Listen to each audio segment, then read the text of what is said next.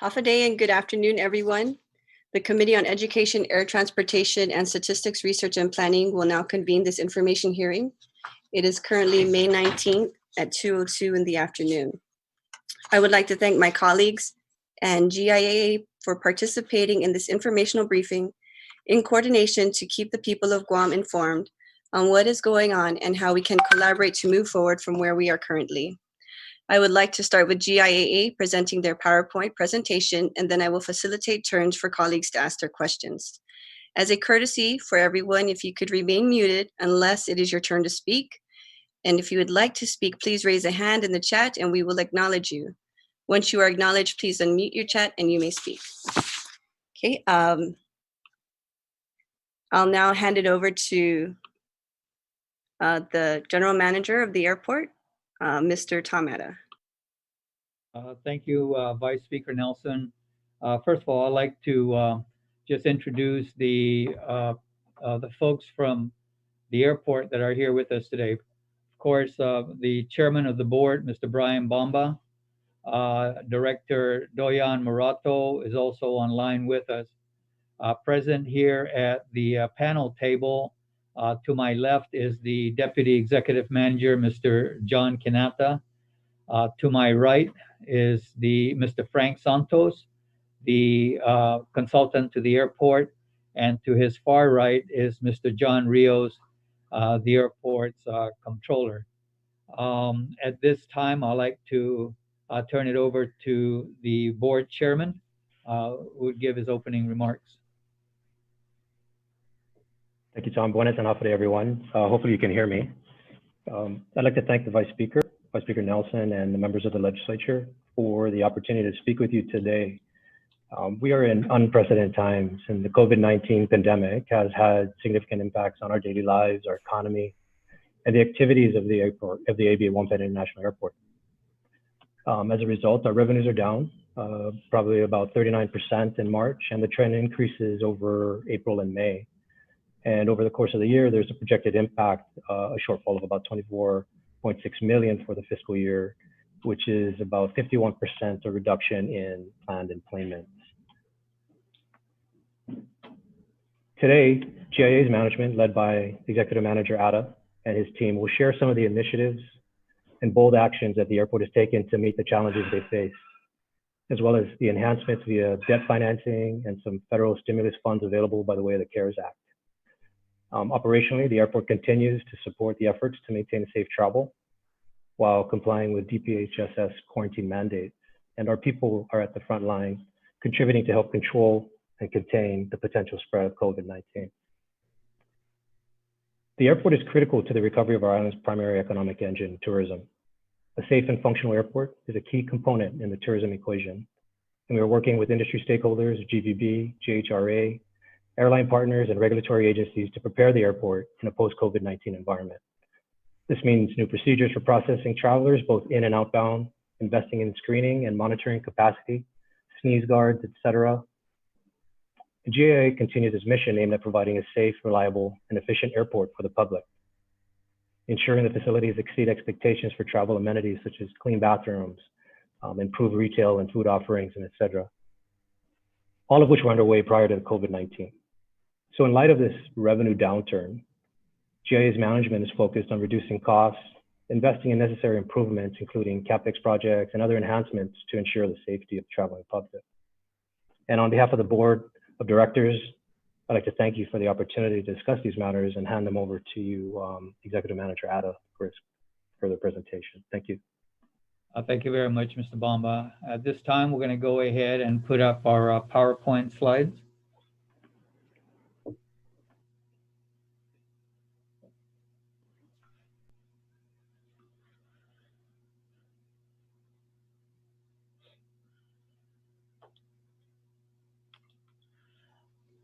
Madam Vice Speaker, the items that we would like to cover this afternoon are as shown on this slide here.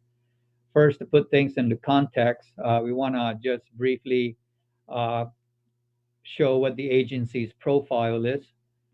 We will then talk about the effect of COVID-19 and the CARES Act on our FY20 revenues. We will then talk about the CARES grant and its intended purpose for airports. And we will then cover the planned improvements in response to COVID-19 as we prepare for the recovery of travel to Guam. We will then take a look also at the quarantine protocols and GIAA's role in that process. Um, and then we will discuss the economic relief that we have put in place for GIAA's tenants, which are dependent, of course, on the passengers that go through this airport.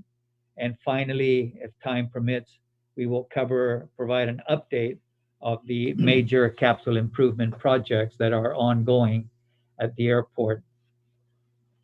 So first of all, um, as a brief overview of the agency's profile, the number of full-time employees at the airport is at 228.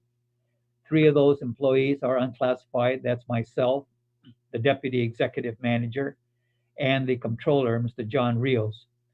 There are 186 permanent employees and 39 limited term appointees, and these are primarily the security guards. The functional allocation of these employees, approximately 54% of the employees carry out the function of safety and security. Another 30% of the employees provide operational support, such as your electricians, your plumbers, your tower control operators, and finally, we have 16% of the full-time staff providing administrative support to get vendors paid and to get payroll processed. In FY19, the revenues that were generated by the airport was at a level of $78 million. Now, of course, COVID did have an impact on our revenues, and so did the CARES Act that was passed. And I'm going to pass it over now to our controller, Mr. John Rios, to discuss what those impacts are. Okay, thank you, Tom, and good afternoon, Madam Chair and members of the Committee on Air Transportation. Provided here in this slide are the 2020 Guam Airport revenues and expenditures. There are 2 line charts here. If you look at the top line chart, on the red line represents the O&M, or the operation and maintenance expenditures, in addition to our debt service payments. From October to March, the actual expenditures came out to about $35 million. We are forecasting from April through September with assumptions such as the 15% reduction effective April 2020, the hiring freeze effective May 2020, and then also the impact on our expenditures, personnel, supplies, and equipment caused by the crisis. And this will be provided to you more in detail in a later slide. So the forecast to the end of the fiscal year, we're looking at expenditures of about $74.7 million. The blue line represents total revenues, which are revenues, signatory revenues, non-signatory revenues, and non-operating revenues. From October to March, the actual revenues that came into the airport are $36.8 million. We then see that the impact on COVID-19 to our revenues are huge drops to our signatory revenues. We are looking at ending the year, if we did not have the CARES Act, at $52 million of total revenues. If you go to the lower chart, the only difference here in the lower chart is that we consider the CARES Act grant, which was approved last month. On the month of May, you see a spike of about 5.6 million. The airport has already completed its first reimbursement request and will be sending out to the FAA this week. So we're expecting about 5.6 million. The remaining months of the fiscal year We just leveled it off and expect about 3.7 million a month.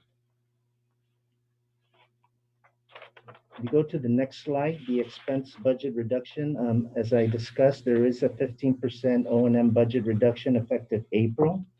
Minimize on-site staffing again, because of the public health emergency and the COVID-19 impact, and the fact that the airport operates at a 24/7. By minimizing this on-site staffing, it also reduces the impact that we will have in our personnel expenditures. We also want to minimize overtime. We're also looking at hiring freeze, which I discussed earlier, effective May, and then prioritize spending to those expenditures related to the safety and security of the airport. The last item here is consider bond refunding initiative. And if you recall last year, with the help of this legislature and Governor Leon Guerrero, we actually refunded partial of the airport bonds. And we realized close to $2 million in savings from interest payments. And because the market is very volatile, it goes up and down. If we look at the volatility of the market and it starts stabilizing, I think it would be a good time for us to go back out and test the interest rates in the market. And by doing so, if we are able to save additional interest expense, this should be able to help us in our fiscal year 2021 budget. Thank you, John. So clearly, the occurrence of COVID-19 did have a significant negative impact on the airport's revenues. Fortunately, Congress passed the CARES Act, and to discuss that particular matter, it will be Mr. Frank Santos, the consultant to the airport. Thank you, Senator, and good afternoon, Madam Vice Speaker and Senators. The CARES grant provided $10 billion for U.S. airports, over 400 U.S. airports, and the formulas used to allocate those grants was number one, emplanements, the emplanements of Guam as compared to the emplanements of the entire United States. And an emplanement means a departing passenger or a transit passenger. Other formula factors were debt service of Guam's airport as compared to all U.S. airports' debt service. And lastly, it's also for the unrestricted reserves as compared to debt service. So in combination, that provided us $20.7 million in CARES grants. It is intended as airport revenue for any lawful purpose to keep airports in a reliable and safe state of operation. The airport has never closed. That airport is still open for any flights, but we're also remain open for any emergencies of flights that are going over our region. As a recipient of CARES grants, we have to keep airport workers employed.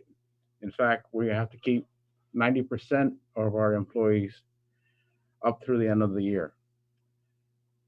And lastly, it's intended to keep our credit rating stable from both Moody's and Standard & Poor's. We are on a negative outlook, and that really was for any U.S. airport under their watch, but we are not in a position for a downgrade.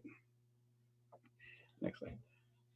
Also, the use of the CARES grant, as approved by the GIAA Board of Directors, is dedicated for debt service and operations and maintenance expenses to include, but not limited to, the COVID response improvements, which I will discuss later, materials and supplies, utilities, telecommunications and transportation, and facility service contracts. It may also include any other lawful airport purpose that's not listed. On this slide, the graph was presented by the controller, but in terms of the reimbursement, we wanted to factor in that in the cost that can be reimbursed starts from January 20th, 2020, and on forward for a maximum of 4 years. But with only 20.7 million, we definitely feel we can draw that down sooner than later. So our drawdowns will be commencing in May 2020, this month. And John had mentioned it's a total of 5.6 million. And those drawdowns will continue through the end of the fiscal year or September 2020. The planned improvements responsive to COVID-19, and we have initially set aside a budget of $500,000. If more is needed, we would request that from the board of directors. But it will provide the installation of sneeze guards at face-to-face counters, which includes the ticket counters, gate hold rooms, customs and border protection inspections, and customs and quarantine inspection booths. There are areas that in the car rentals or tour groups, anywhere that we have face-to-face counters, we would be installing sneeze guards. In addition, ultraviolet disinfecting lights at our air handling units will be done. We will be doing electrostatic sanitizing of touch points and seating areas. We have deployed and will be deploying more hand sanitizing units. We are in the process of procuring additional thermal screening cameras and thermometers. The thermal screening cameras are more high density, as we plan to reduce the number of access points into the airport, and all persons, employees, and passengers will be screened for elevated temperatures. We are also requiring that masks are going for both passengers and employees be required. And lastly, we're also providing markers and dividers for social distancing. Thank you, Frank. As I mentioned earlier, we also have a number of tenants at the airport that operate businesses at the food court. We have the retail concession run by Lotte Duty Free.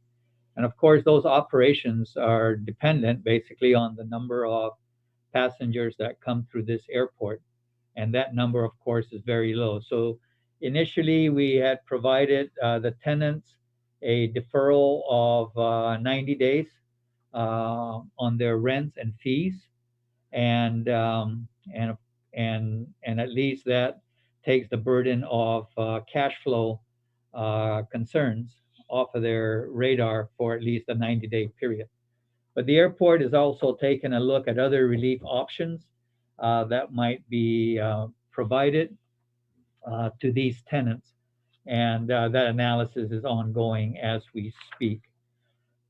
I mentioned also that the airport plays a significant role in the quarantine efforts and processes that are taking place with arriving passengers into Guam.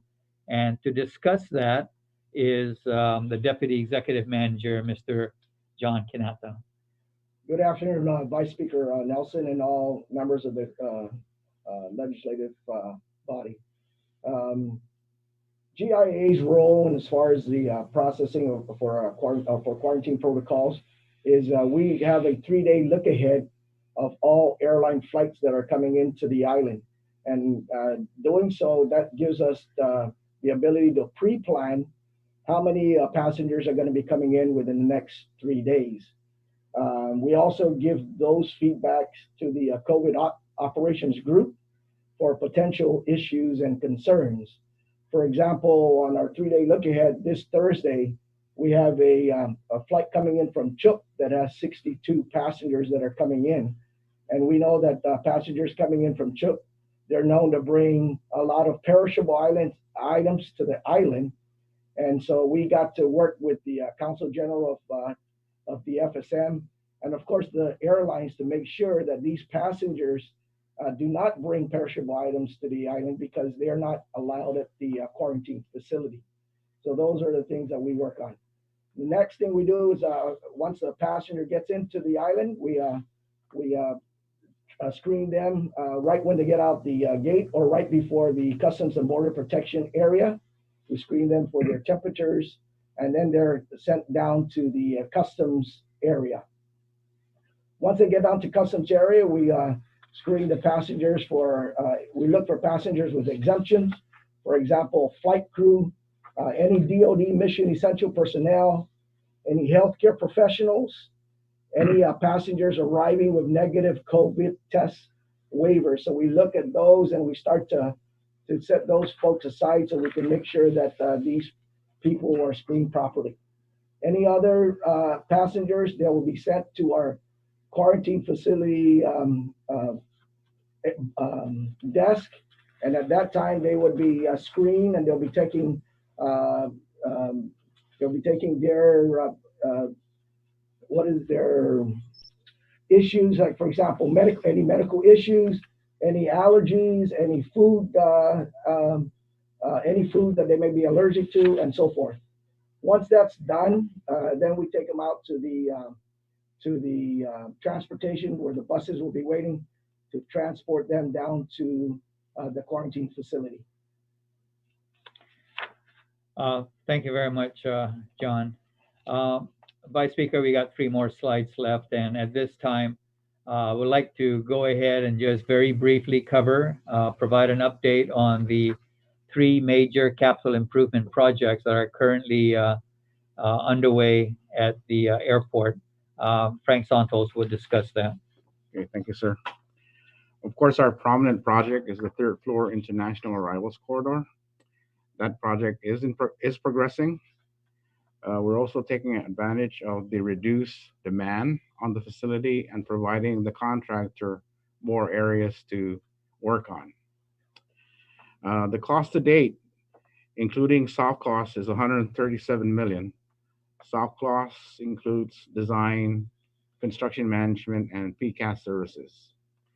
The funding source is the 2013 bonds, FAA entitlement grants, which we have a multi-year grant in place, and the airport CIP fund. The contract completion date is August 2020, but is subject to extension. To note, in October of this year, phase 1, which is from gates 4 through 10, that will be brought into operation. So all passengers coming in through those gates will go to the 3rd floor corridor, then down toward Customs and Border Protection. So that will be in October. We're hoping that we have more flights than we have now to take advantage of that opening. The next project is our facility for the firefighters. Project is also progressing. The cost to date is $21.8 million, including soft costs. The funding source is Airport CIP fund for a 10% match, and the FAA discretionary grants at 90%. The contract completion date is September of next year. The last project, which actually the construction hasn't started, but we have received the grant for it and executed it. It's for the runway 6 left, 24 right rehabilitation, phase 1A. The cost to date is $11.7 million for soft costs. So the green area on that drawing on the slide is phase 1A. There's also a phase 1B that will be coming up, and that's in the yellow areas. The funding source is the airport CIP fund at 10% for the grant we just executed for $10 million. So it's $11 million total because it's using supplemental appropriations from FY19 or last year. A grant that we're receiving in June next month for phase 1B is 100% federal under the CARES Act. So that will be for $11 million. So those funding sources are the key. It's pending a notice of receipt, but we expect the project to be complete in March of 2021. Thank you. Thank you, Vice Speaker. Thank you, Frank. Vice Speaker, that completes our PowerPoint presentation, and we'll now answer any questions that the panel may have. Thank you, Mr. Executive Manager, and thank you to the team at Guam International Airport for educating us on the impact of the CARES grant. I wanted to know, with the CARES grant or with the CARES Act money, is the airport still able to maintain operations during fiscal year 2021? Or are we projecting to see a decline? Are there any projections for this as far as revenue and impacts because of this COVID-19? Yeah, so Senator, we are currently working with the airlines on their projections, and we are formulating the 2021 budget. This includes meeting with all the divisions to see what can be cut for fiscal year 2021. The CARES Act, of course, subsidizes the lost revenue that we have experienced in the CARES Act, and that is the signatory revenues, which is the money that we should be receiving from the airlines. And so I do not think that there will be any left over for 2021.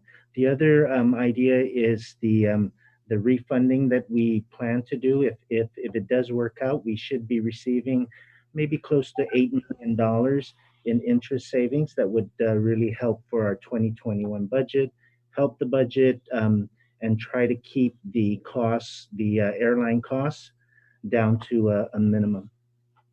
Okay, and are we foreseeing any unemployment rates, or do you currently have any unemployment rates because of this COVID-19? When you say unemployment, like furloughs? National Airport Authority, under the agency itself, will people be losing their jobs? Well, so let me answer that, if I may answer that question. For sure, we're going to have to operate with a lower operating budget in fiscal year 2021. The three major cost components in our operating budget comprises of personnel, which is around $20-some million, contractual services, which covers ground maintenance, the security services in the airport, the electronics, and finally, of course, debt service. Those are the three major components. And so definitely we're going to be looking real closely into those components to see where reductions can be made. At this point, we certainly don't foresee any furloughs, but you know, wherever reductions need to be made or can be made, then we certainly will be looking at those and be working closely with the board in getting those done. Okay, so there's still an analysis forthcoming on the impact. Yes, ma'am. And then did the Guam International Airport Authority have any employees working or responding to the COVID-19 pandemic when the state of emergency was issued? So the airport never really closed, and all the police division continued to work 24/7. Our firefighters continued to work 24/7, and that comprises about 54% of the workforce. Overall, we the airport has been operating at about 75% staffing level here on site. The other 25 have basically been sent home on and allowed to work from home as much as possible. We did provide some firefighters to assist the Guam Fire Department. I believe there was about 4 of them that were detailed over there to transport patients from GMH to the isolation centers, but we'll be bringing back those employees pretty soon. And that's really been how the employees have been utilized during this period. Thank you. For the employees that we utilized to respond to COVID-19 and still were required to come into work, does Guam International Airport Authority, have they been paying these employees double pay, or have we just been moving forward with a regular compensation and whatever differential pay that is already within your human resources rules? So, Madam Vice Speaker, the airport's personnel rules and regulations, which was adopted approximately 20 years ago by the legislature, provides that when the governor declares an emergency, a health emergency, that then employees that are called in to work shall be paid at the rate of time and a half for all hours worked. And for those employees that are not needed here on site, they are to be sent home, but with the understanding on an administrative leave status. In Thank you, addition, Yes, in addition to that, of course, I believe it was Executive Order 2020-08, which provided for the differential pay. And so certain police assignments got a 25% differential, others got only 15, and other employees such as the firefighters, they only got 10%. And the firefighters attached to the Guam Fire Department, are those firefighters nationally registered emergency medical technician basic certified? No, ma'am. They were being first of all, we agreed to detail them over there. So these were the newly hired firefighters who went through a year of apprenticeship. I agreed to detail them to GFD just so that they can experience what their counterparts, how they actually functioned as a fire department. And they were utilized basically to operate the transports to take patients from the hospital to isolation centers, but they were not required to do any kind of EMT work. Thank you. On slide 6, you have the CARES grant breakdown at 20.7 million. And in the last check mark, if we could pull it up, slide 6, it was, can someone pull up the PowerPoint presentation? Thank you. Slide 6, please. Can you take it back?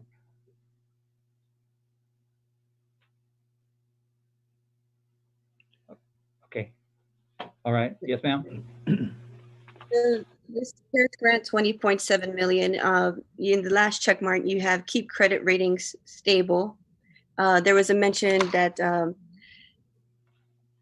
you are rated under Moody's as a negative outlook. What is a negative outlook in layman's terms? Yeah, so the definition of the negative outlook for purposes of Moody's is that the airport is going to be impacted by the COVID-19 on both revenues and expenditures. If you note, they did not downgrade us, but they affirmed our investment grade of Baa2. So our investment grade still remains the same. The outlook is negative, just like all the other airports, because of the impact on our revenue and expenditures. And is this part of the consideration for the bond refunding initiative to reduce your interest costs, or is this already done?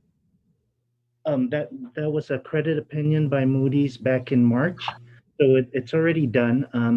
If a decision to go back out to the market, we would have to still go through another process of them examining our financials, as well as what requests that we would make, which is the refunding. And of course, Vice Speaker, that process also includes going to the legislature to get authorization to go out to the bond market to do a bond refunding. Okay, thank you. And on slide 8, you have the Charis reimbursement graph. And the impact stops at the end of the fiscal year of 2020. And so I just wanted to know, as we approach FY 2021, do we foresee a need or an impact that somehow the government will have to supplement as far as debt service payment for maybe the projected loss of revenue, if there is any, for the Guam International Airport Authority? John, go ahead. Would we have to anticipate appropriating for any loss in revenue? I'll let Mr. Santos elaborate on that, but the quick answer is no. Does Mr. Santos want- We have 1 year reserves for just debt service alone. We have 3 months of reserves for O&M, and there are other reserves just in case. So our intention is not to tap on those reserves unless we really need to do so.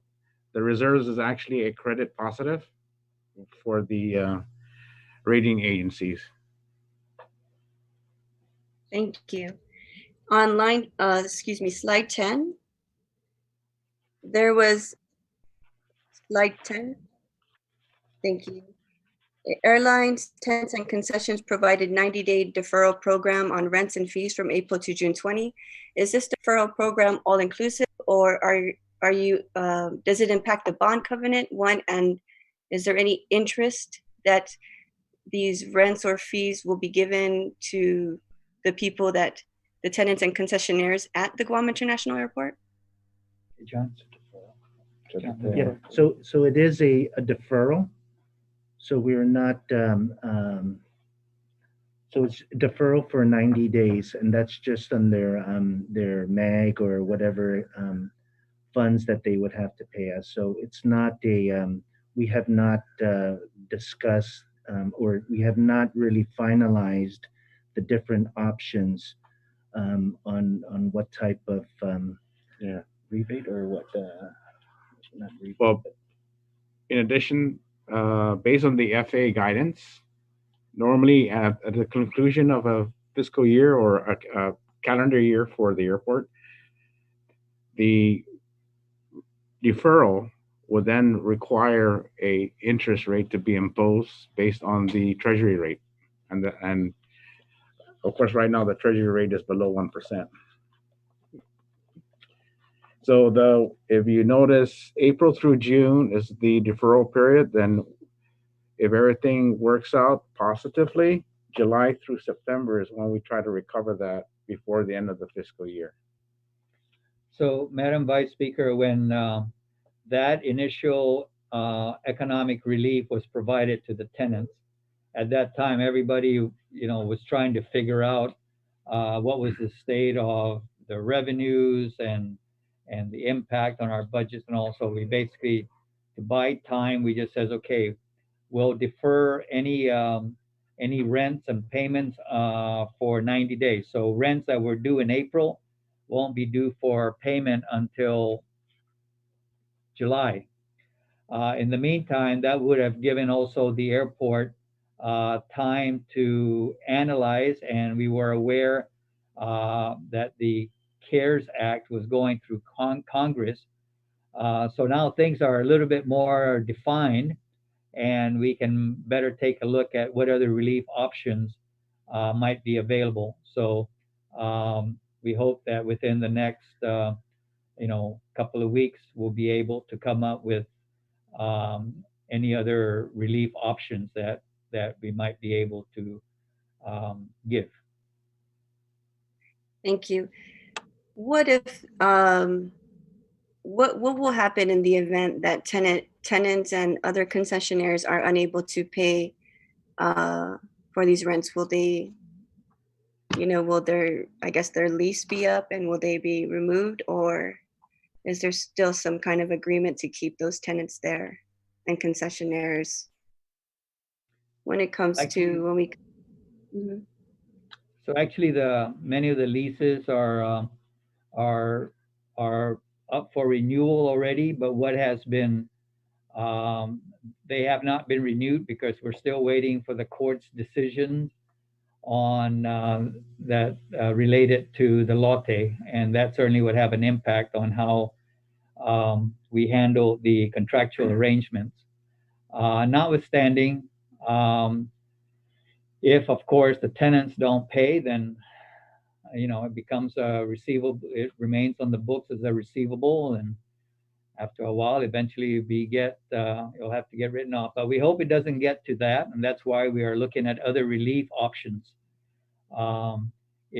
Because any relief that is provided will have an impact on a further impact on our revenue. So if a decision was made that we were going to give a 60% discount on rents, then that's that much less revenues that'll be available to us. So it's going to come as a cost to the airport.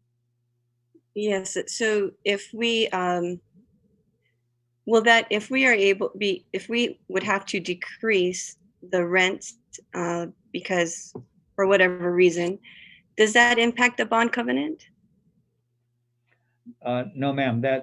So part of the analysis is to take a look at how the debt service ratios might be affected, and certainly the controller is looking at those things, keeping always in mind how these actions might affect the bond, our ability to meet our bond obligations. And is Customs and Quarantine's, lease or agreement, is that impacted? Will Customs and Quarantine be negatively impacted? Will we have to anticipate any changes in their operations if they're not able to meet the rent and fees, or will there have to be a separate appropriation through the general fund for Customs and Quarantine to remain in operation to pay the rent under the Guam International Airport Authority? So to answer your question, the Customs and Quarantine will certainly be negatively impacted because the revenue for that pays their rent is from the passenger service fees that is charged to every arriving passenger. Of course, with the volume of passengers significantly reduced, then that's that much less money that will be coming in. And so I would say that yes, they will probably be needing a lot more subsidy from the general fund. Fortunately, prior to COVID, they had reduced their footprint by at least in the airport facility considerably, and so that has reduced their rent obligation. But still, the amount of revenues that will be available to pay their rent is going to be greatly reduced. Thank you. On slide 11, we have the GIAA quarantine protocols. If we can just move to the next slide, thank you. And so we've just been observing the standard operating procedure is we receive passengers and then they are quarantined in one of the quarantine hotels. Is there any testing provided for incoming passengers so that they can be tested on site? And if they have a negative result, they can be allowed to return to their home of record and not have to stay the whole 14 days within that hotel or the government isolation facility?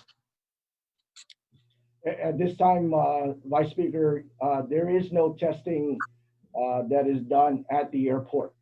However, protocols right now are being looked at. Quarantine protocols are being looked at, and I think something's going to come out by Friday on how we address returning residents coming from off island, and as far as home quarantine is concerned.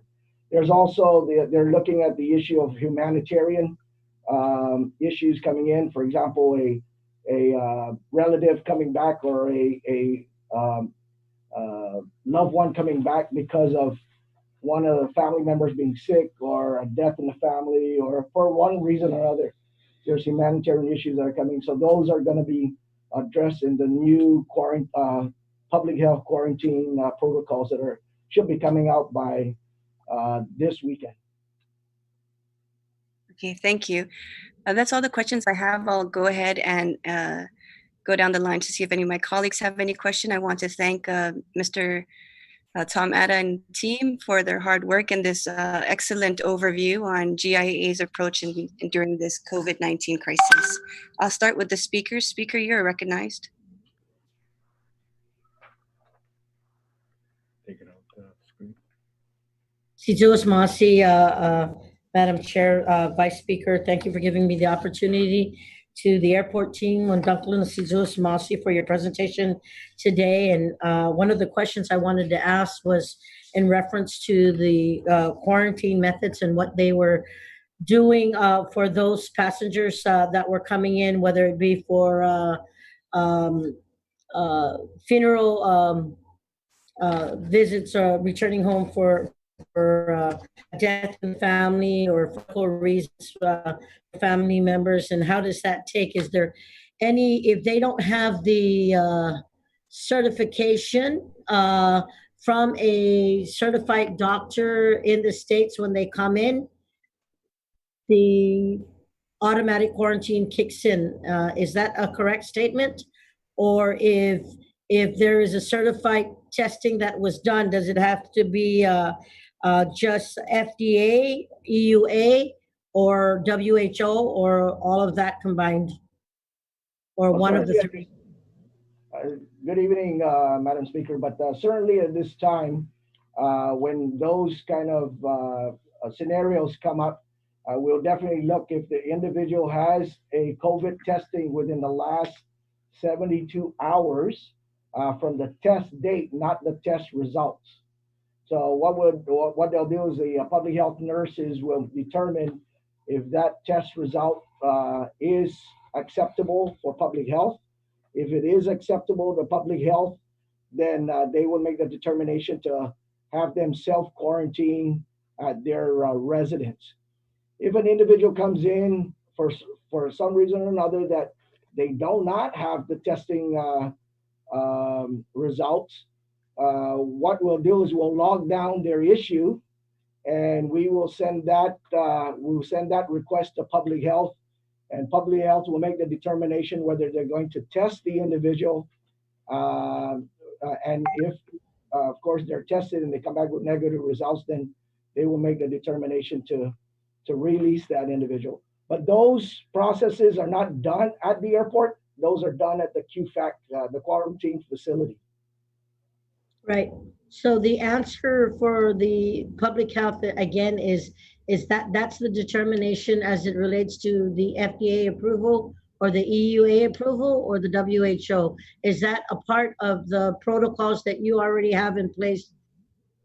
That's correct. So FDA, those ones that are approved by FDA, and of course the WHO.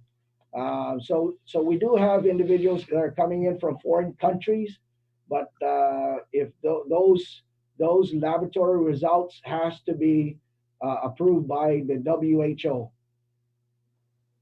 Okay, thank you, Madam Chair. If I may, just to let you know what public health is accepting, they're not accepting the antibodies test. They're only accepting the tests that are Nasal swab. the nasal swab test.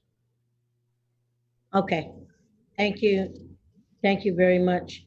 Earlier in the slide, you had mentioned that the airport the international airport has never closed, especially as it relates to making sure that planes that are transiting through or going over Guam, that those had to be looked at. How many carriers does the airport entertain today, and how many carriers are now still operating? So right now, the only carrier that's bringing in passengers is United Airlines. So they operate 3 times a week from Narita. They operate daily from Honolulu, and they operate, I believe, three times a week from Saipan, and I believe less frequently from FSM. So Okay, on top, and just that, so Vice or Speaker, the other flights that do come in, there's a lot of cargo flights that do come in that does not bring in passengers. So those continue to come in into Guam. that's good to know. So in the anticipation of the opening of the airport, I know it's going to be based on the executive order, but does the airport have any protocol in place as it relates to testing, once we open up, to testing passengers to make sure that our island continues to be safe, and that the protocols for those incoming passengers, those tourists, once we open, will be safeguarded? Is there any talks to that program? So in one of the slides, we did identify some of the planned improvements that will be responsive to COVID-19. One of them, for example, is to reduce the number of entry points into the airport, so that everybody that is going through the airport come in through specified entrances. At that point, we will be conducting thermal screening. And we will also be doing thermal screening for employees who come in. That's for departing passengers.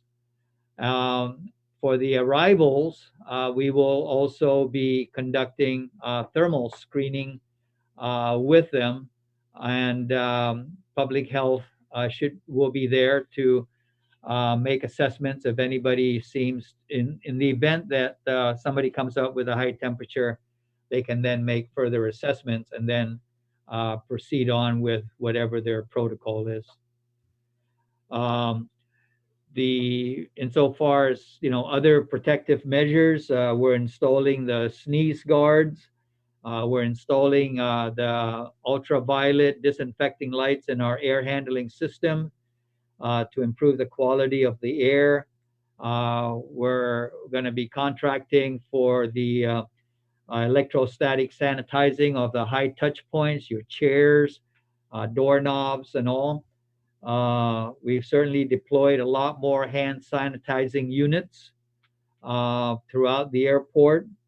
And of course, our engineers will be going throughout the facility to mark off distances that would help in maintaining that social distance.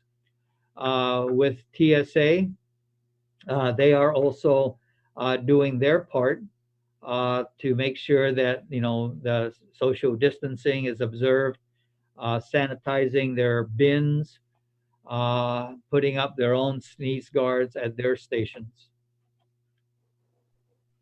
So there's not a mandatory protocol that will be in place for wearing the mask?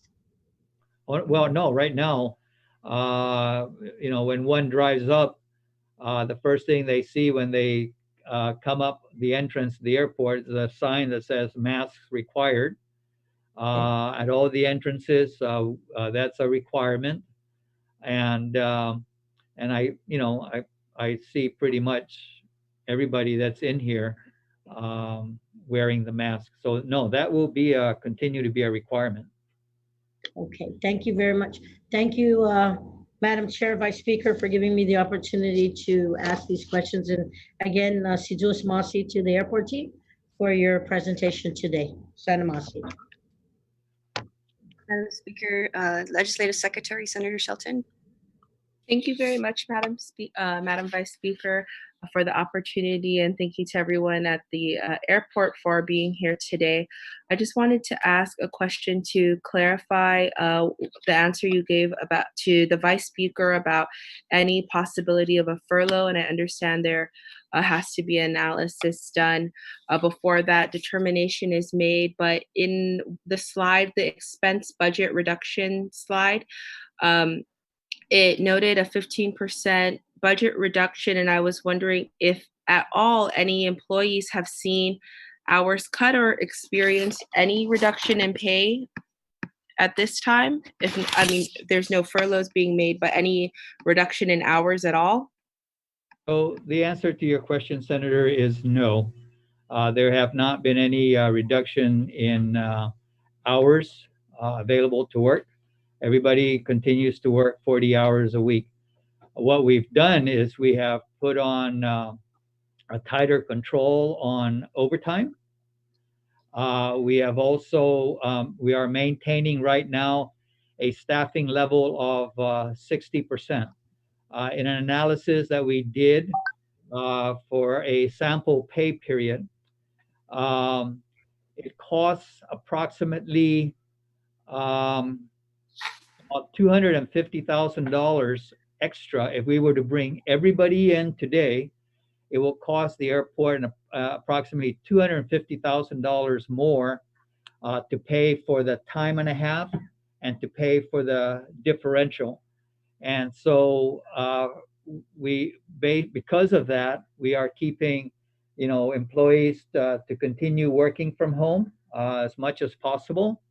I'm bringing in just those personnel who are needed to maintain the airport. Of course, police and fire continue to come in at 100% staffing level 24/7. Okay, thank you very much. And I understand the deferment for rent for your tenants, but have any tenants already pulled out completely and informed you that they will not be returning to the airport? No, ma'am, none have. Okay, thank you. And all of the COVID safety equipment that you are planning to install, what is the timeline for that? Have you already procured all of these items, or it's still in the process? So the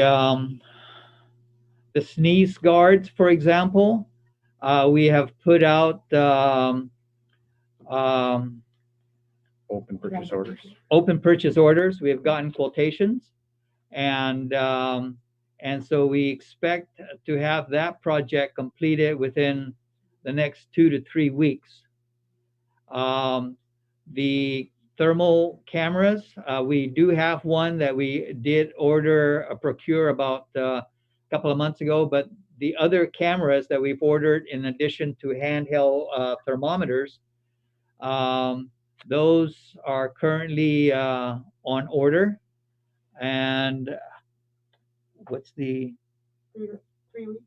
The expected delivery is about another 3 weeks from now. But in anticipation of receiving that, we've done our walkthrough, have identified where the density thermal screening cameras will be mounted, what entrances are going to be used, etc. So as soon as those cameras come in, we're ready to install it and basically go into operation. Okay, thank you very much. I'm glad to hear that. I understand that we have no firm timelines on when other airlines will begin operating again at our airport, but it's good to know that you are making the preparations already, and we have a timeline for that at least. So Situas Masi for all of the answers, and thank you for the opportunity, Madam Chair. And if I may just add to Senator Shelton, today we did receive notice from one of the Korean airlines, Jeju Air, that they intend to resume operation in July. And of course, that's subject to what's going on at that time. The airport is working closely and collaboratively with GVB to see what plans they are making, and so that we are aware of that. But as far as the airport is concerned, we're leaning forward that, this thing is going to happen next week. And so we're moving forward with urgency. And we want to be standing ready for when those travel begins to increase. Thank you very much. I really appreciate that mentality and all of the hard work that you folks are doing at the airport. Thank you, Senator Shelton. Senator Lee, do you have any questions? Yes, thank you, Madam Chair. Can you hear me? Yes, we can. Okay, great. Chairman Bomba and Senator Ada and team, everybody there at the airport, I just want to thank you all so much for the presentation. A lot of my questions were answered in your presentation, so I want to thank you for being thorough. I also really want to commend you for, I'm hearing you're having additional hand sanitizing stations, you're doing electrostatic sanitizing of all the touch points and the seating areas, and you're really trying to do what we can to make sure that the airport is ready to receive passengers, but also for everybody who's currently using it now, even though we have less people kind of flowing through. I did want to ask, if it's possible, if you could talk to the committee a little bit about the protocol for individuals who may test positive after coming from GIAA. So let's say, for example, those passengers who tested positive when they arrived in Saipan, but they came through Guam. Was there a special protocol that you used? Were you able to kind of trace where those passengers traveled through the airport and do extra cleaning there? Can you speak a little bit to that? Well, Senator Lee, I would hope that if a person tested positive at the point of origin, that the airlines would not have, that they were symptomatic enough that the airlines would not have put them on that aircraft. But in the event that, I've heard of people, they just load up on Tylenol to bring that temperature down. But that's why we have the public health nurses here, so that, the first slice is the temperature readings. And if they come up with a high temperature, they look for other symptoms and they're taken aside. But should somebody come up that is symptomatic of the virus, they would take them straight up to GMH for further diagnosis and disposition.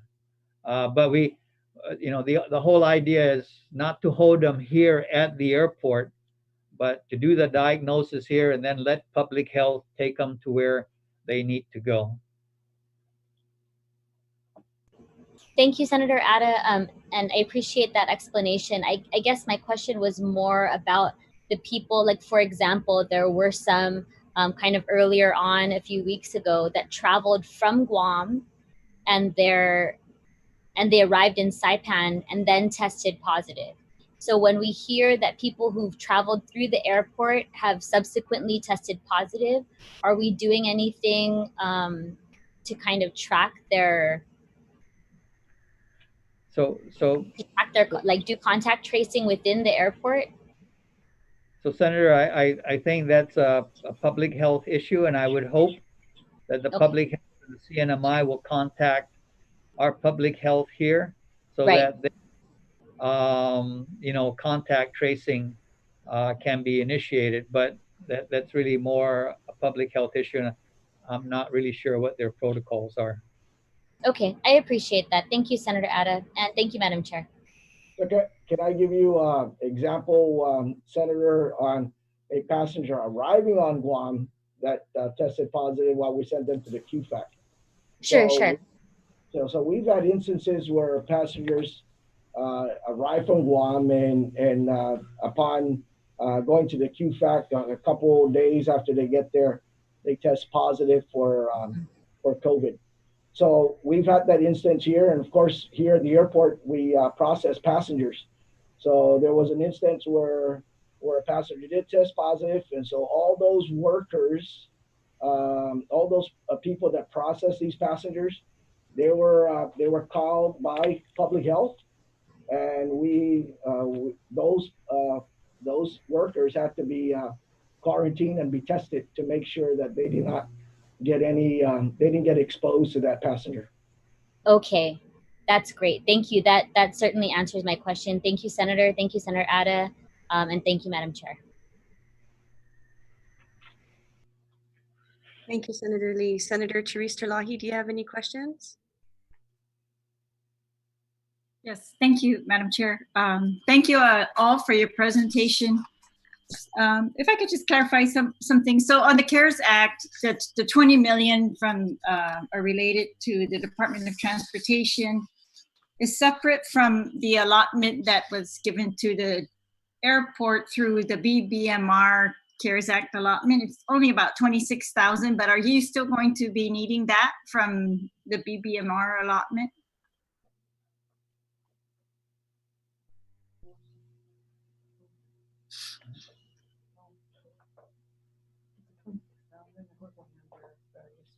They put down that it's for medical and protective supplies, disinfection of public facilities, things like that.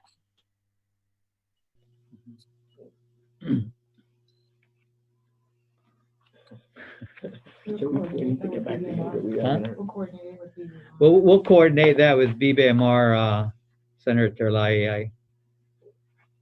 Okay, and all right, and then I saw that the board acted to kind of allocate part of this 20 million towards the debt service. For how long will that cover the debt service?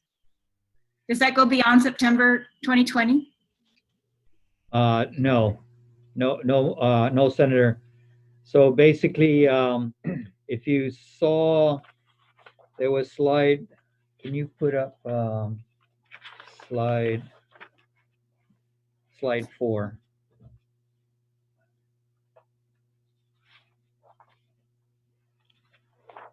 So as a result of COVID, our revenues went down.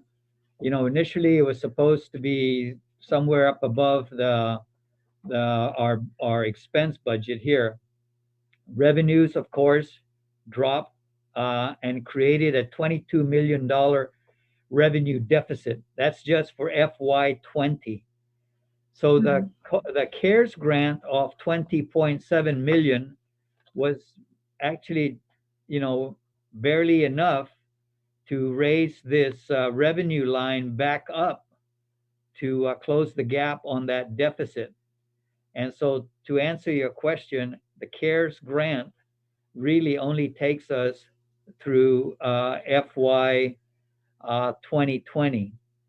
Now, going into FY 21 is going to certainly require the operating budget to be decreased to come more in line with the significantly reduced revenues, as we go into that fiscal year.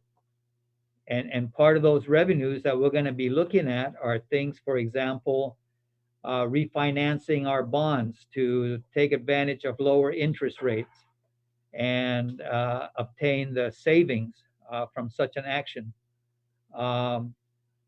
Going through the various service contracts that we have to see how we might be able to reduce that cost. So, in short, the CARES grant, the 20.7 only takes us through FY20.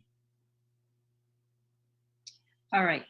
And debt service, is that normally paid from passenger fees or how is that paid, or combination of fees? John? Yeah, that's through PFC charges, and then also it's built into signatory and non-signatory revenues, but mostly from the passenger facility charges. All right. Okay. Are there any other parts of the airport besides debt service and then, of course, the customs rents that are affected by decrease or no passenger fees? Well, of course, the concessions will be affected, and the concessions probably comprise about 45% of our revenues. All So, right. for example, the retail concessions from Lotte, that's going to be significantly affected. The food court, that's going to be significantly affected. They're affected by decrease in passengers, but the passenger fees, they don't see those, correct? You No, see there. No, they don't. All right, and then so when the I remember we had an oversight hearing before the I think before we had our first case. I'm trying to remember. It was, you know, in the early part of this pandemic, but at that time, the way you described it, that you were obtaining these thermal screening, but that these were not going to be conducted by airport employees. So I guess I just wanted to find out, so post-COVID, is there a need for additional airport employees, or are most of these additional procedures that are going to be put into place going to be taken care of by Customs or Department of Public Health? Providing the facility for public health. So the extent of involvement today of airport employees, in particular from the police division, is to provide security at those points where the thermal screening is taking place. The equipment that we're putting up basically will enable us to identify people, of course, with high temperatures, and we would still need, public health trained people, and we may have to contract out those services, because certainly our mechanics wouldn't know what to do with somebody that's symptomatic. All right, I just wanted to confirm, because at the time I thought we had discussed that those types of screening were being done by, either public health or the Customs. What about Customs? Are they doing any screening going forward in addition to what they normally do? No, ma'am. Right now, it's really public health that's doing the health screening, and what they did was they hired. Public health did hire a number of additional nurses to man the stations here at the airport. Whether that's going to continue, I'm not sure. That's part of what I'm trying to get a gauge on is, how much of public health services are going to be continue to be demanded there at the airport or required there. So what about, there was one time when someone in the media, or someone had told the media, not you, but someone else had told the media that the airlines were given notice that they would be responsible for the quarantine facilities, for payment of those quarantine facilities for the passengers that they brought in. Is that something that you are familiar with? Did you serve notice to the airlines about that? That responsibility?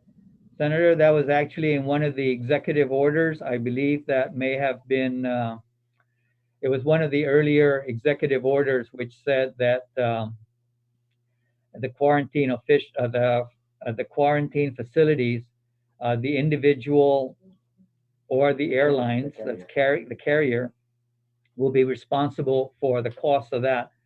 But as far as I know, no one has been charged for it, and it remains like that today. All right, so you didn't have a role in, and you didn't have a role in serving them that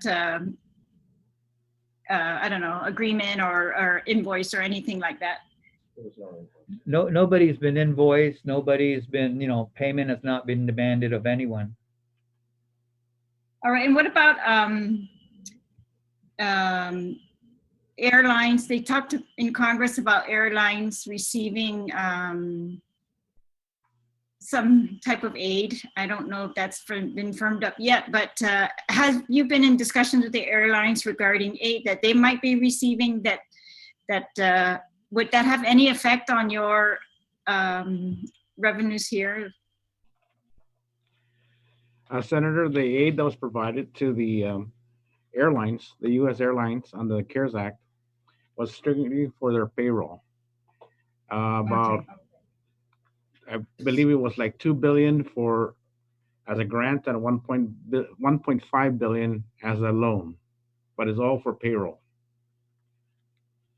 All right. Can I ask, GVB with some of the airlines, you know, they tried to put some money, this is of course pre-COVID, towards a little bit of a subsidy or subsidizing passenger fees or other things so that they could attract, you know, some more passengers. Has I don't know, the structure that you've used this COVID money does not seem to have affected the passenger fees if we're making direct payment to, well, maybe never mind. I think it's a little too premature to discuss that. So I'm going to skip that. Just one more last question while we have, I still see a screen here. I'm not sure if you all do, but this one that shows the expenditures, and I know you said you're going to have to bring it down to in FY21 to meet this revenue deficit after this $20 million CARES grant is expended. But what about the period from April through September? Is that the red line we're seeing here, the reduced expenditures that you said 15% reduction and the hiring freeze? So this graph here shows the impact on revenues as a result of COVID. It dropped that revenue line down there. This graph down here shows the impact that the CARES Act had on the revenue. So it basically, instead of it continue to flatline, the CARES Act actually brought up that revenue line up to here, such that we were able, and in addition to the reduction in our budget, we were able to achieve pretty much a balanced budget for the remainder of this year. All right, yeah, I'm interested in the red line, the reduction in expenditures. Is that reflected, the 15% reduction? Is it reflected just in April, or is it reflected from April through September? Yeah, that's On this throughout the fiscal year. And just so I can clarify, the 15% reduction does not is not applied to personnel. So there's no reduction on personnel. It's mostly on the other expenditures. Okay, all right. Okay then, all right, thank you. And thank you to all the panel, and thank you to Madam Chair. Thank you, Senator Terlahi. Senator Pito Terlahi, do you have any questions?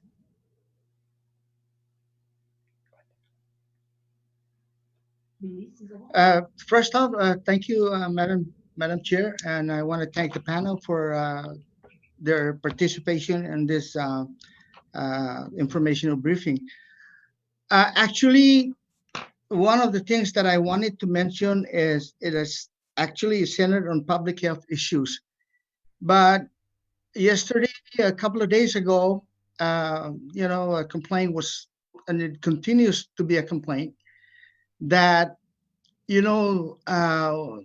this person was here on an emergency recall because of family emergency, and we checked with public health to kind of expedite, because this guy only has 7 days to be here, and we wanted to ask public health if they can prioritize the testing.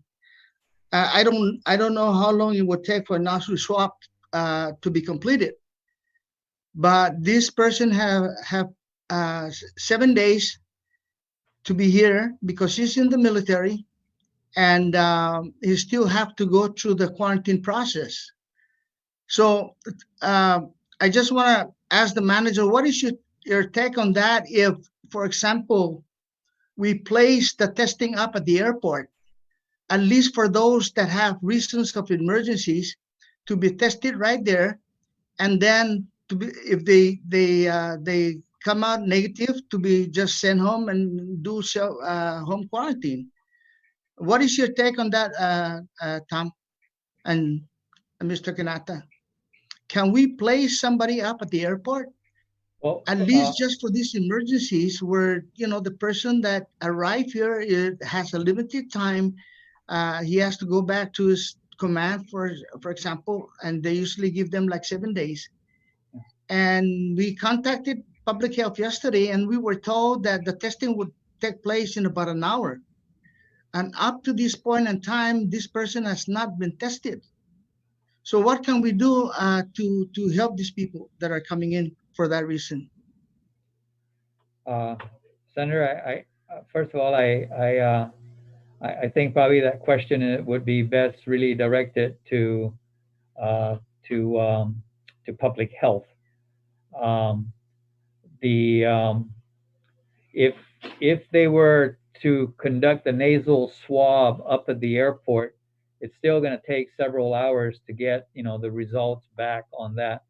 I do know that the protocols as it stands right now is being actively reviewed so that we can address in a more timely manner the returning residents who are coming back for that very purpose, for, you know, to attend to the final days of a loved one, to allow them to self-quarantine at home and within 72 hours to get tested.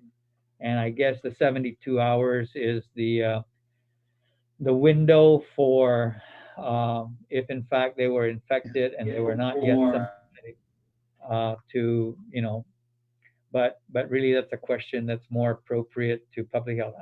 I'm not washing my hands. I just want to emphasize that the role of the airport is to facilitate the arrival of passengers. And then we have the regulatory agencies there. We have customs and quarantine, who they have to go through that because they have certain regulatory requirements to observe. Public health is there to do the necessary health screening. And the airport is responsible for making sure that those arrivals come in safely. We have a place to conduct all these functions while these other agencies carry out, you know, their responsibilities. So I would really be talking out of turn, you know, to talk about the public health screening aspects. Senator, if I may, I did mention earlier that they are actively revising the current public health quarantine protocol, and that's being addressed. Humanitarian issues for returning residents is one of the things that they're addressing, and hopefully they can come up with exactly what you're intending to do.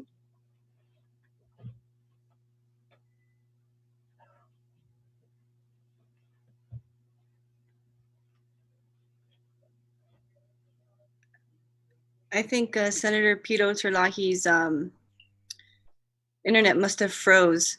So maybe we can move forward with Senator Kelly Marsh Titano, and then we can come back to Senator Pito Terlahi when he comes back online. Senator Kelly Marsh. Zeus Maasi, Madam Chair. And like the others, I thank everyone there for their hard work. As you said, you've never been closed. You've been there day in, day out. And so we all really appreciate that. And then for providing all of the data for us to be able to examine so that we can understand some of what has been going on and what is going on and into the future. And a lot of the questions that I was looking at have been discussed.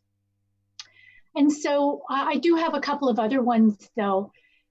We've heard that GVB may be looking at Taiwan as a first group to target for Guam venturing back into receiving a higher number of tourists again.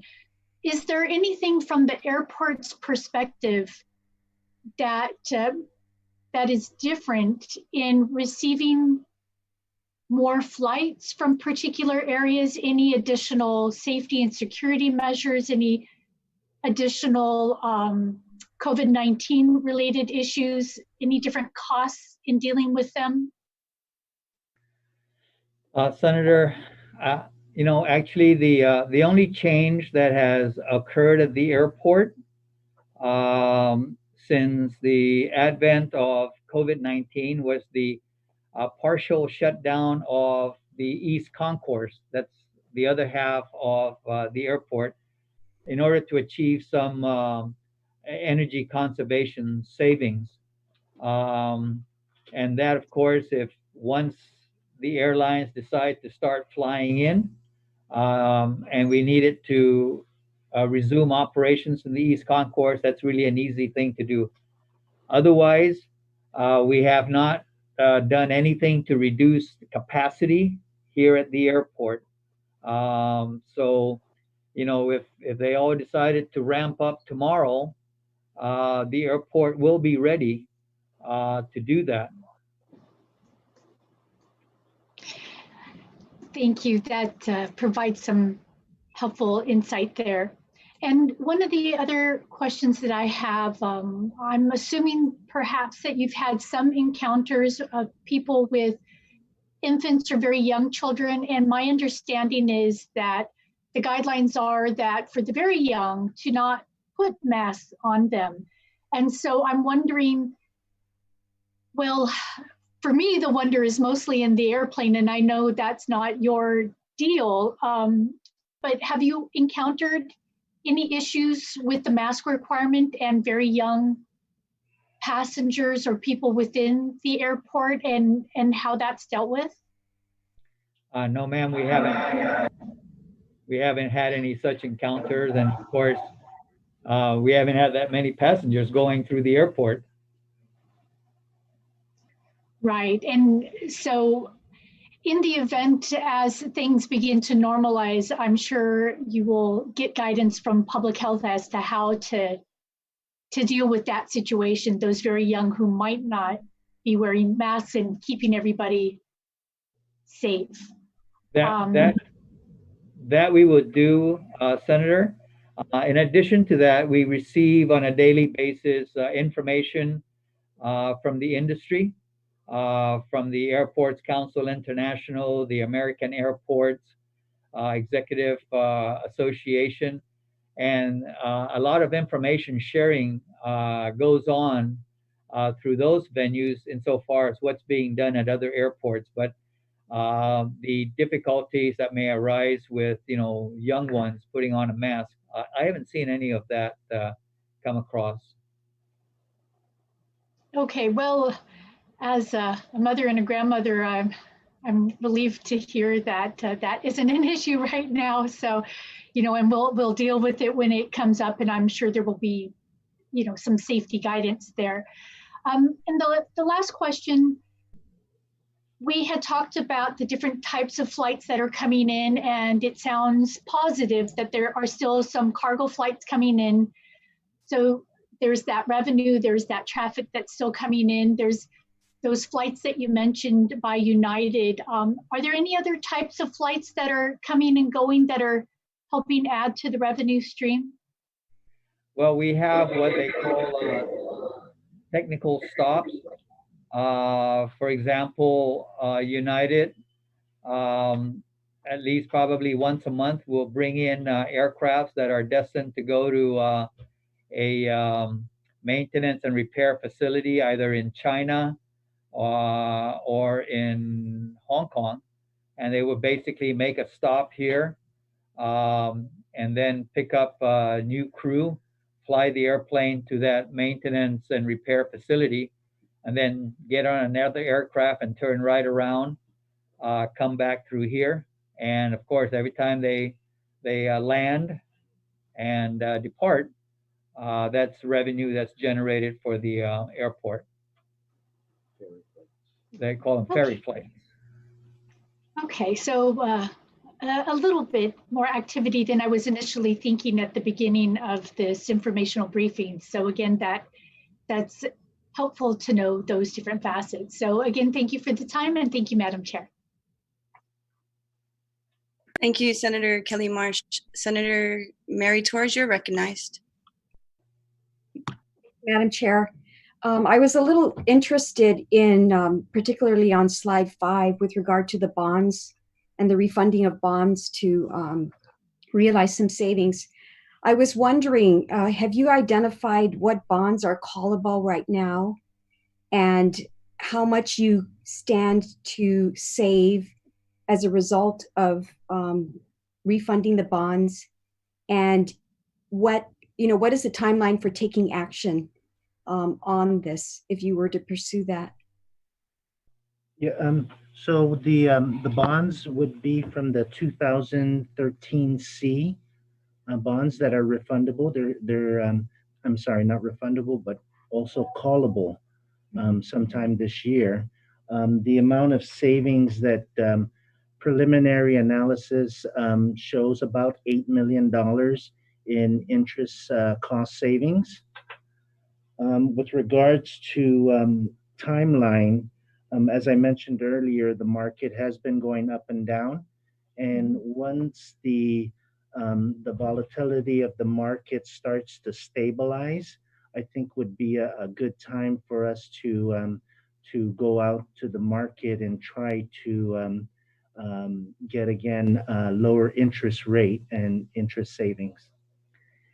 So I think, Senator, to add to that, I think the ideal arrangement would be to begin the process now of Yes. getting of course, the board of directors to pass a resolution approving going out to the bond market,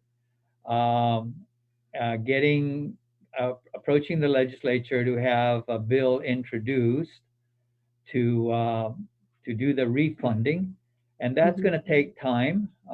Public hearing requirements. There's already other things in the queue, so that could possibly take 2 months. I know I've seen it in my time happen in 2 weeks, but we probably should start doing those preliminaries now. And in view of the fact that the market is still somewhat volatile, it gives us then at least the ability that when we see that the time is ripe to be able to go out because we've got everything that we need to go out and get that refunding done. Yes, and I certainly want to congratulate you. The last time that you did that, you refunded the bonds, it allowed the airport to make significant capital improvement projects that we're starting to realize right now, or have realized and are starting to see more coming to fruition. Also, I wanted to comment on slide 10 with regard to the economic relief for the tenants and concessionaires of the airport. I certainly appreciate that you have done a deferral of rents and fees for 90 days, but I would like to encourage you to continue with other relief options because we know that while you're optimistic and are responsibly working with GVB to ensure the stability of our signatory airlines, making sure that everybody's still on board, and that you're in a position to accommodate any upturn in service or activity by the airlines. We do know that the breaking point for many businesses is only a few months, right, in order to survive without significant or without stable revenues. So I would certainly hope that the other relief options are explored further so that we can try to prevent many of these tenants from folding over and coming to a halt. And then the whole airport experience is compromised as well in terms of customer satisfaction and offerings. So that was just a general comment about that. But overall, I want to congratulate you on a very professional and thorough presentation. And it seems that your debt service ratio is quite healthy if you've been able to accumulate the reserves to tie you over during these lean and challenging times. So congratulations to all of you. And we certainly want to continue to work to support your good efforts at the airport. Thank you. Thank you, Senator Torres. Senator Jim Moylan, you are recognized. Thank you, Madam Chair. Thank you to the panel. I noticed on your plan improvement responsive to the COVID-19, looks like you have it in order, and that, possibly if that Korean Airlines does open up in July, I think that's around the same time that CNMI is hoping to open as well, maybe the same airlines, I'm not sure, but that's a good sign. I think we got things in place. I'm just want to ask, and it's probably there as well, if we can please in the bathrooms downstairs in the check-in, if we can have those automatic soap dispensers, maybe you have already changed that. And I sure hope we don't see any trash bags over any of the urinals. And that could just be the men's bathroom, but I'm sure that will be addressed. So I just please ask for that. But one question I do have, and that's regarding the Customs and Quarantine Agency.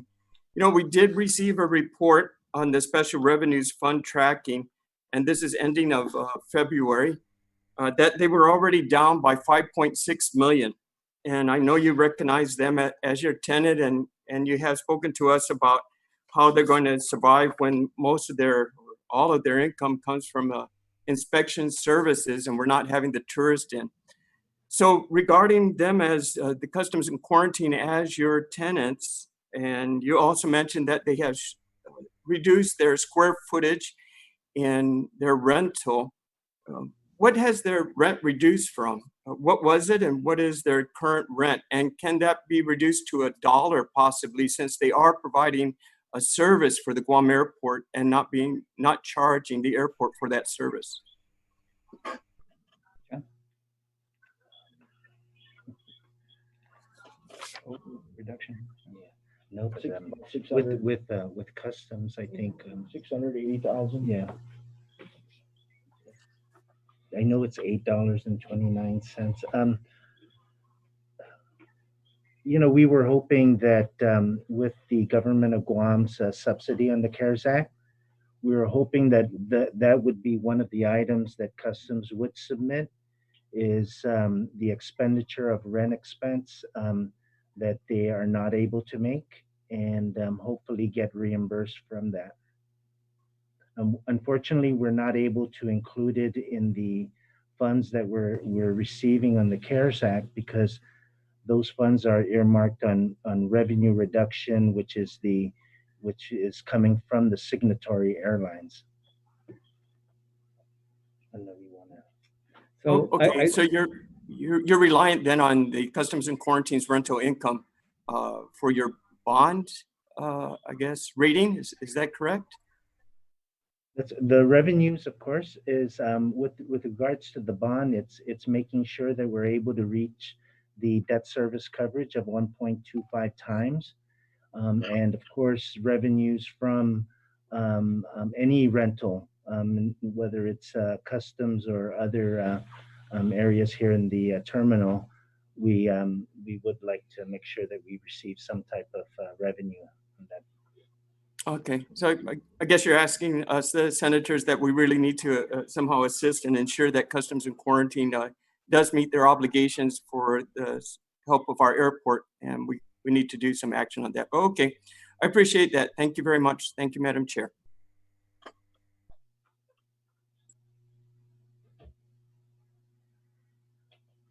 you're on mute, Madam Chair. Can you hear me? Yes. Thank you. Thank you, Senator Moylan. Senator Taitigui, Minority Leader, you're recognized. Thank you, Madam Chair, for the opportunity. And thank you, Tom. That was definitely a well-prepared presentation. I appreciate that. I'm looking forward to getting a copy of that PowerPoint presentation too as well. And I also like to recognize, I don't know if she was recognized, one of your board members, Do Young, who's been on this chat with us on this Zoom meeting. I'd like to thank her for also being here. I know her picture's there. I'm hoping she's listening, maybe, multitasking, but thank you so much. And of course, Brian Bamba, who was here earlier, providing some comments too. So my question basically is around TSA, what the airport is doing and working with the federal side on TSA and providing any kind, is the airport going to be required to provide any things to retrofit TSA and the processes going through under these conditions? Well, we stay in contact, of course, regularly with the TSA chief that's housed out of the airport here. So what the airport has done with regards to the TSA operations, it has invested about $5 million to expand the number of security lanes by an additional 2 lanes. And so that work has been completed. And we're waiting for TSA now to bring in their screening equipment and install it. My understanding is that that's still on hold, pending budgetary issues that need to be worked out. Insofar as installing sneeze guards or whatever, TSA is pretty much taking care of that themselves. I see. Thank you for that. It's good to know that they're bringing in some screening machines, scanners as such. It does provide a lot quicker passengers going through for the passengers. The other question I have is, since this is all going on, I mean, everyone is taken in reflecting this whole lockdown, staying home and reassessing everything. Has the Guam airport gone in through any kind of resuscitating the innovations and automation of the airport to more efficient in that perspective? I'm talking about, I guess, less manpower and starting to use more technology to move forward at the airport. Have you any plans in the future for that? Senator, yes, we do. In fact, working with the Customs and Border Protection, one of the key areas is facial recognition.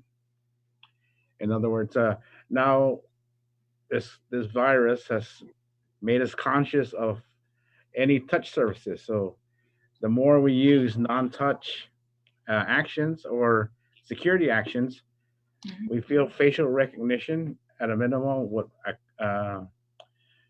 provide us benefits not only for the inbound passengers, but also for the outbound passengers, and may be used by the airline in terms of their check-in process, both at the ticket counter and at the gates.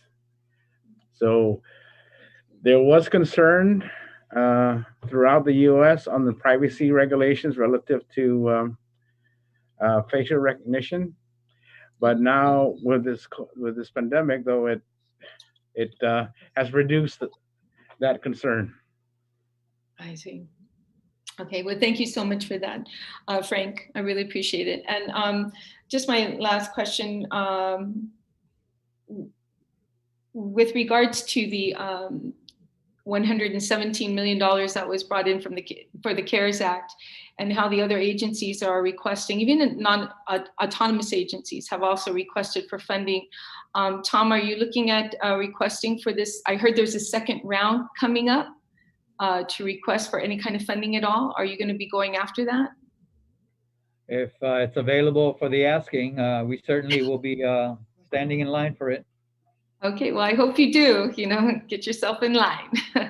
Well, thank you again so much for everyone and your excellent presentation. Thank you. Thank you, Senator. Thank you. Is there anyone else that would like to ask any questions? Okay. Senator Marsh-Titano, is there a question that you'd like to ask? If I could just do a follow-up, and I apologize for my dogs. So hopefully you can still hear me though. But I was very intrigued by the facial recognition software or devices that you're going to be bringing in. So I've read that in the United Kingdom, where it's sorry, my dogs,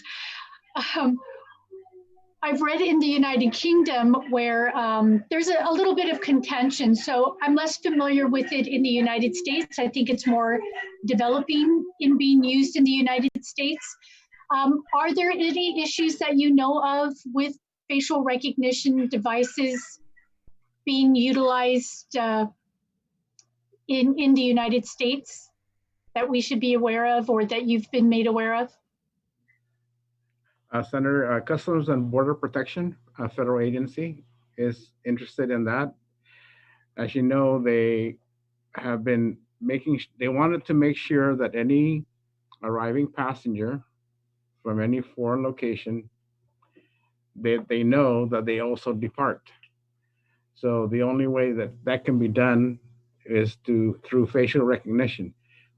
Now, in terms of privacy and security of that information, when they come in, a photo is taken of them, of the passenger.